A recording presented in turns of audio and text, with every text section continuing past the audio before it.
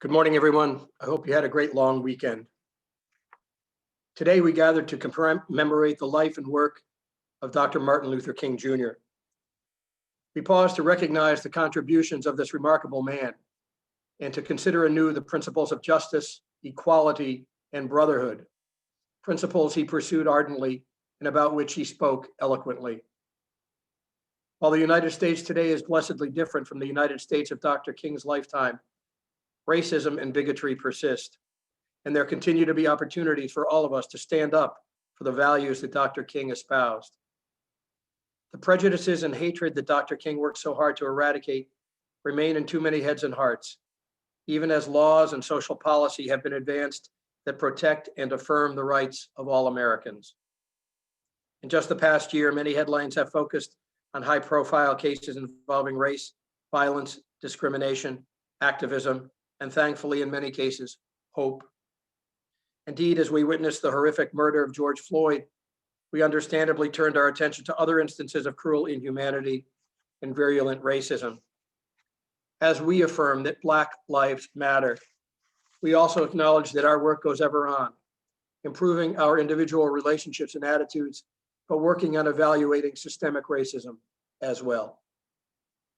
In 1986, Martin Luther King Jr. Day was first observed as a national holiday.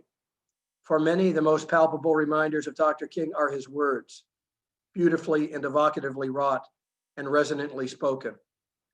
While Dr. King, as a preacher, believed in the power of the spoken word as a way to change people's minds and hearts, he also knew that significant change could only come about through action, civil disobedience, changing institutions, and reaching out to many different kinds of people. He knew the importance of acting on principle when words could only begin to tell the tale. Given the divisiveness and prejudice that openly persist in our country, our vigilance, activism, and principles are consequential. We still have work to do if we want to achieve the social equality envisioned so many years ago by Dr. King. This work is the responsibility of every one of us. As Dr. King urged, in the end, we will remember not the words of our enemies, but the silence of our friends. President Barack Obama reminded us regularly of Dr. King's powerful, hopeful statement of his faith in humanity, a statement President Obama so loved that he had it woven into a rug in the Oval Office. The arc of the moral universe is long, but it bends toward justice. The arc of the moral universe is long, but it bends toward justice.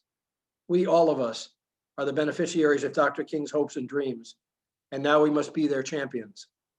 I'm grateful today that 3 members of our community will assist me in offering interesting, provocative testimonials. We will bother to explore more deeply than usual the typical elements of this hall as we contemplate both an iconic epistle by Dr. King and an anthem of freedom that we have made our own. Lift every voice and sing.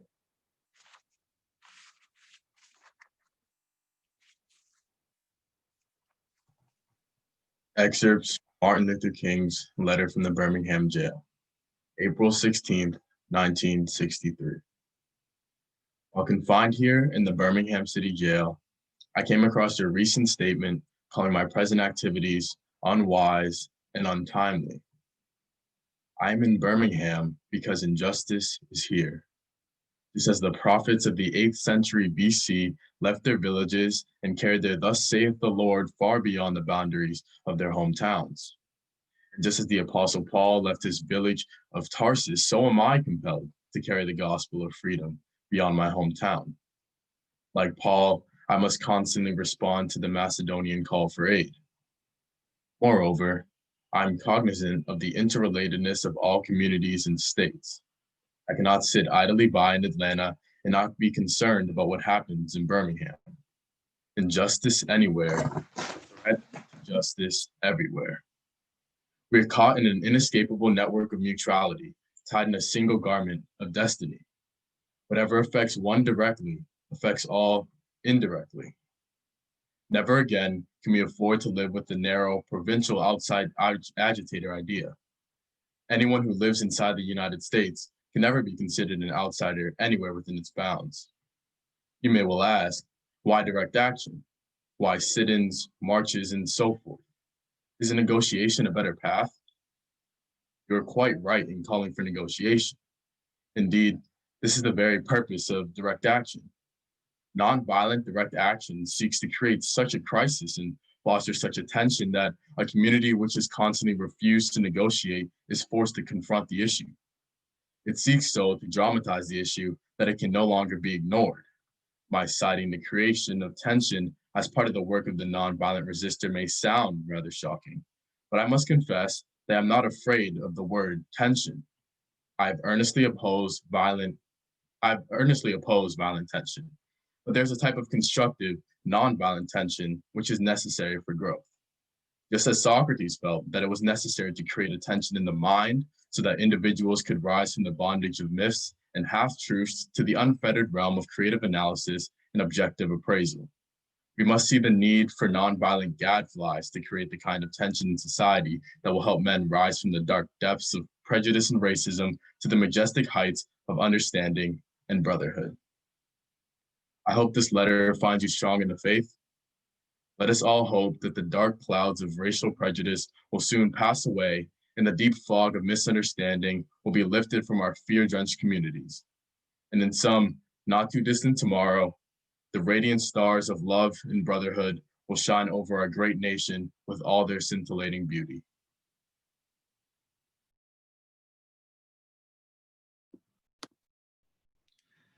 I've read MLK's letter from the Birmingham jail countless times in my life, but I don't think I ever really understood it at its full depth until these past 2 weeks.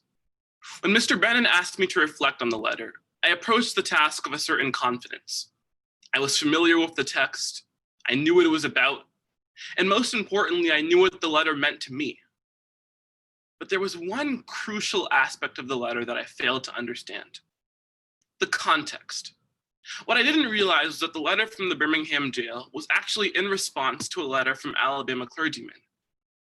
These men banded together to send a message to the imprisoned Dr. King, to address the recent peaceful protests he had taken part in the state of Alabama.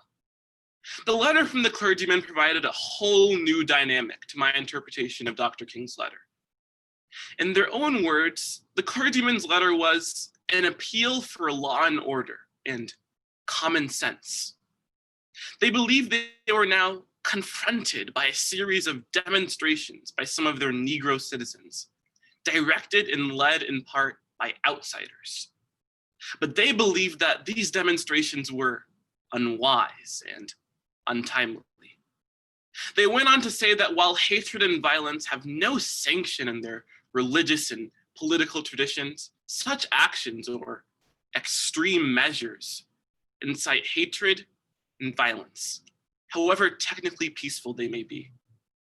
They closed their letter in urging their own Negro community to withdraw support from these demonstrations, stating simply that when rights are consistently denied, a cause should be pressed in the courts and the negotiations among local leaders, not in the streets.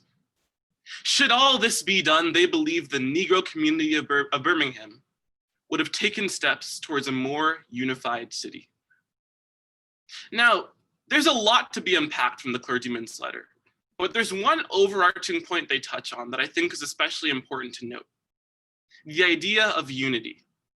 This was something that really jumped out at me because I believe it has a particular pertinence to the United States at the moment. Through their words, the clergymen make clear that ending the protests in Birmingham is the only way, in their eyes, to establish unity in the Alabama town. Now, as we heard in the letter that was read, Dr. King pushes back on this idea, stating that the positive discourse that's sparked by the protests is what will lead to a more unified city. My question is this: why are purely peaceful protests somehow an attack on unity? Why is it that a movement consisting of nothing more than Black Southerners exercising their most basic of human rights causes a state of total division within the community? And the answer to that is this: any attempt to disrupt the hierarchy of oppression will always be viewed as an assault on unity. Dr. Martin Luther King was without a shadow of a doubt the most peaceful leader of the American Civil Rights Movement. As we see from his words in the letter from the Birmingham jail, he wants absolutely no part in clashes, fights, or any other form of violence. And yet his actions of raising a sign in the street and sitting at a diner counter are seen as divisive. It's not because of any direct deleterious effect that his protest had on the people of Alabama. It's simply the fact that he dared to tear down the strongholds of hate and to question the privilege of white Americans that made for his protest to garner such criticism from these clergymen. It's the same dynamic that made millions of Americans around the country tell Colin Kaepernick to stand up. The same dynamic that caused Laura Ingraham to tell LeBron James to shut up and dribble. The same dynamic that caused more than 100,000 Alabamans to cheer on as Donald Trump referred to protesting NFL players as sons of bitches. It's the same dynamic that gives the US government pause in punishing all those responsible for the attack on our Capitol to the fullest extent of the law. It's all in the name of preserving our country's unity. If there's anything I took from Dr. King's letter, it's this. An effective protest will always be labeled divisive by the oppressor. No matter how you protest, no matter when you protest, no matter where you protest, it will always be viewed as invalid by those whose position of power it threatens to dismantle. When your objection comes under criticism, you're doing something right. But what Dr. King charges us to do is to push on in these moments. As he sat in that 6x8 jail cell, reading a demand from some of the most powerful white men in the state to stop his protest, he mustered up the courage to refuse their criticism. I encourage each and every one of you to do the same. Whatever belief you stand for, whatever cause you fight for, do not let criticism be the reason that your voice is silenced. And let's hope that someday soon, those radiant stars of love and brotherhood will shine over our great nation once more.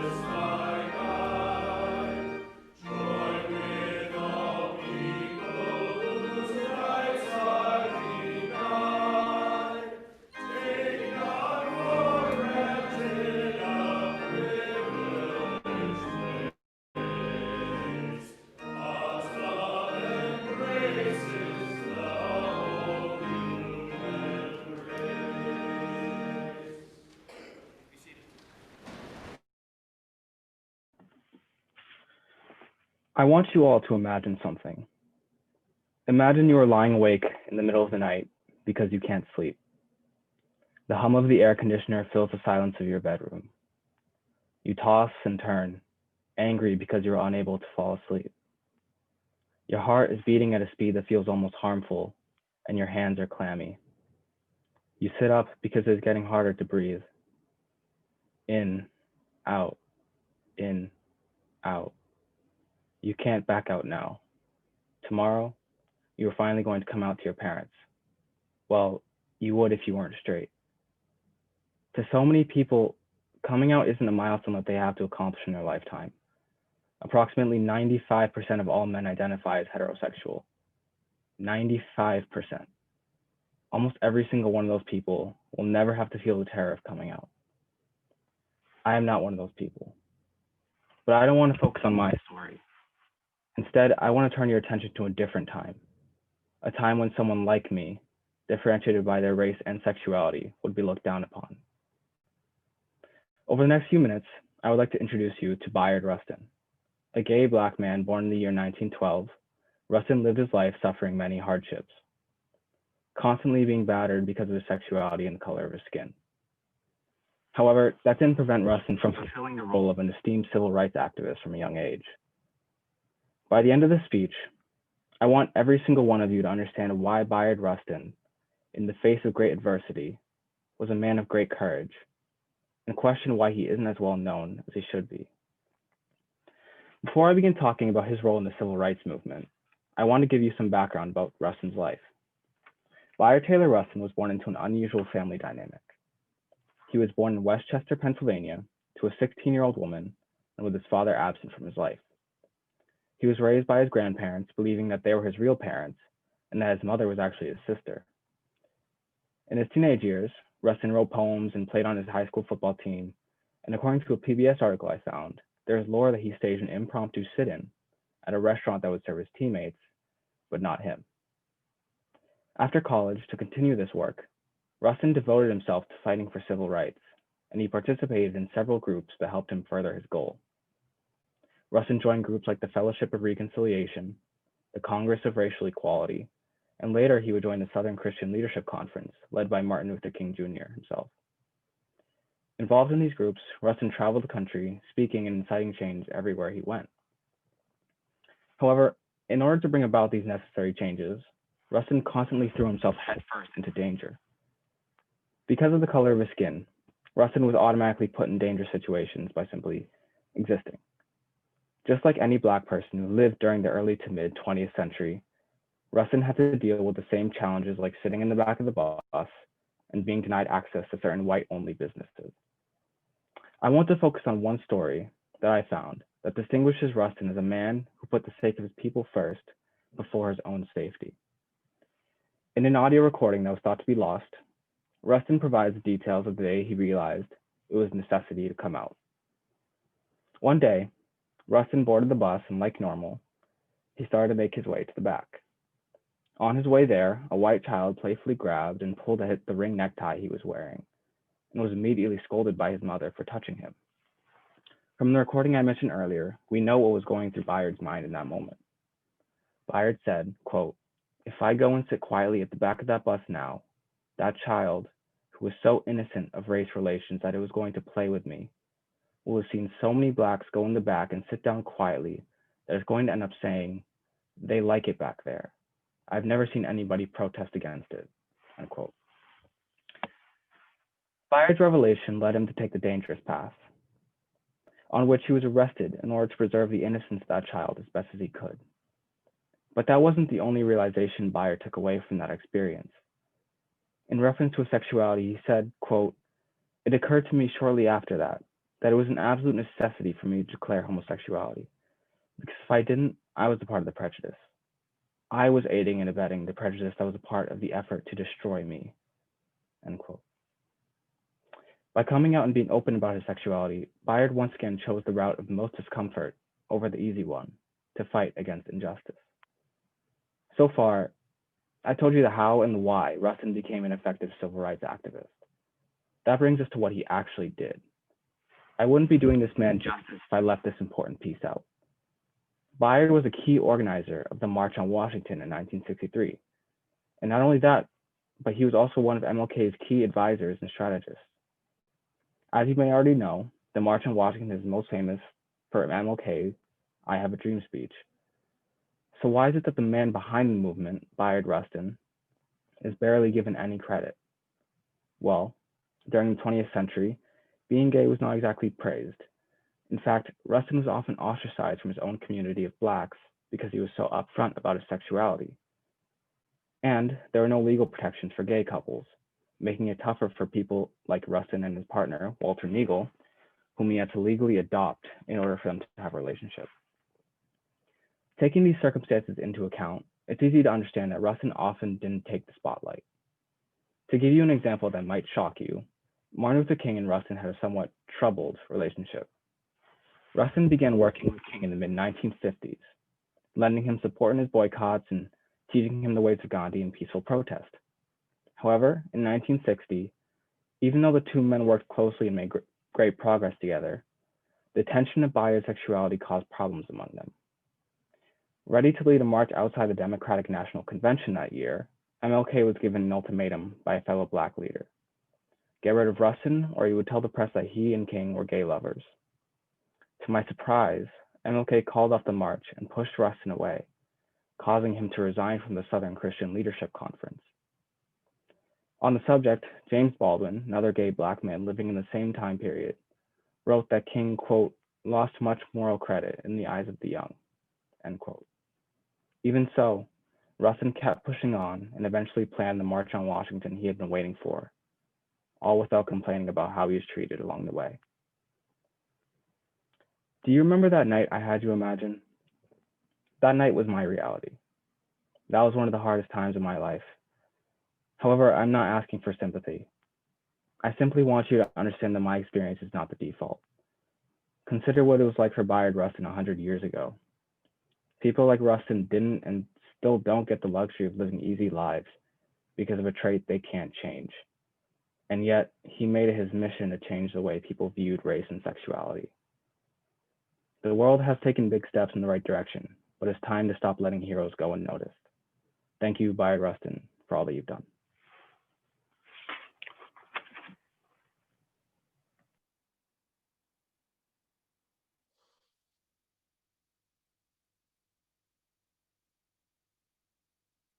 Thank you, Aiden, Adozie, and Eric, for helping us to turn our heads and hearts, not only to Martin Luther King, but to the issues for which he stood and for which we ought to stand. Now we have an opportunity to learn a little bit more about a song that has become so important to us as a school. About 25 years ago, it became the song with which the Glee Club ended its meaningful senior concert. And for those particular boys at an emotional moment in their RL odysseys, it resonated particularly. Last spring, Mr. Updike gathered virtually as many members of the Glee Club as were willing to participate and recorded a version of Lift Every Voice and Sing. I mention that especially today because even this morning, I received an email from an alumnus who had not seen the issuing of that particular rendition last spring, but had just come across it in Googling Lift Every Voice and Sing. And therefore, we have collectively raised our voices on behalf of not only that anthem, but the goals for which it stands. I thought it would be important today, given what I think to be an excellent account of Lift Every Voice and Sing produced by CNN over the last couple of years, to take a look at that, to learn a little bit more about its composers, about the time in which it was created, and the effect that it's had ever since. So in something slightly different, but I'm counting on you to follow through with this, I'd ask everybody to return to the page with which you gained access to this hall this morning and to click on the link to the CNN report on Lift Every Voice and Sing, to read through it at your own pace, and then to return back here to this webinar in order that we can together conclude the hall. So please now go to that particular account and return, if you would, at 9:18. At 9:18, we will all come back together here again. Thank you.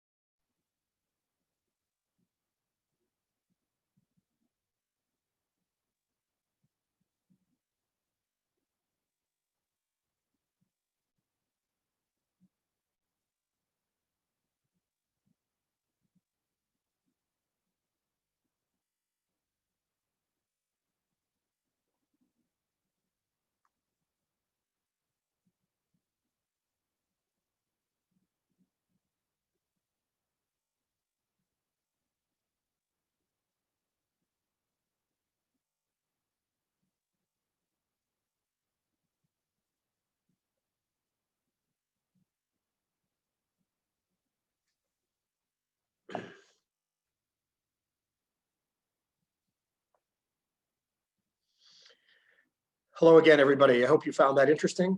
I urge you to return to that particular link if it is of greater interest to you. and learn even more about Lift Every Voice and Sing.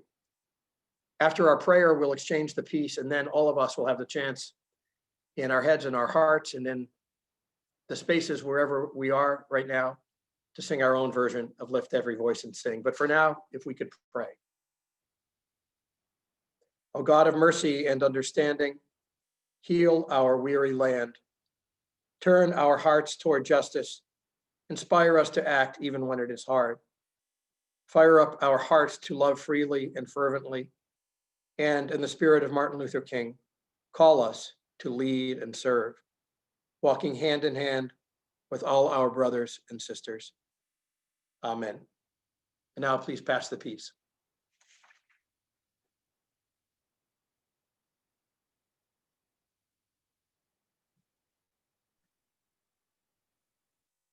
Thanks. Let's join in on Lift Every Voice.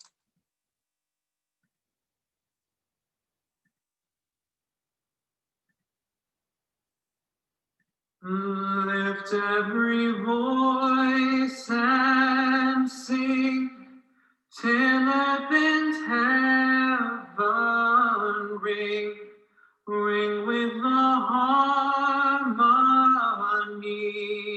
of liberty. Let our rejoicing rise high as the listening skies. Let it resound loud as the rolling sea. Sing a song full of the faith that the dark past has taught us. Sing a song full of the hope that the present has brought us. Facing the rising sun of a new day begun, let us march on till victory is won. Lonely the road we trod, bitter the chasing rod, felt in the days when hope unborn had died, yet with a steady beat, have not our weary feet come to the place for which our fathers sighed. We have gone over a way that with tears has been watered. We have come treading our path through the blood of the slaughter. Out of the gloomy past, till now we stand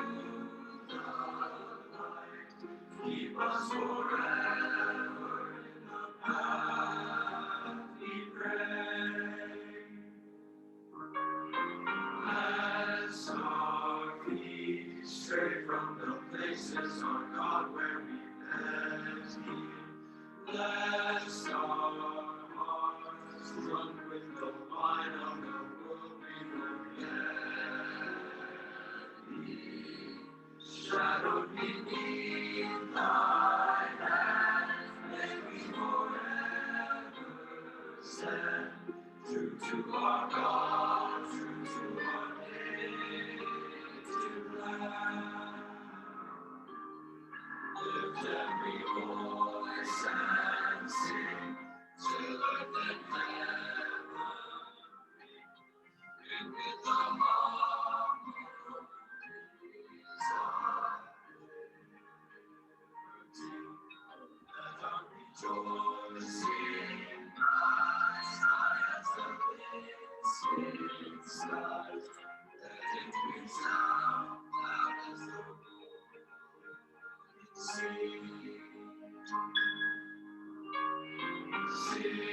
a song full of your faith that the dark past has taught us. Sing a song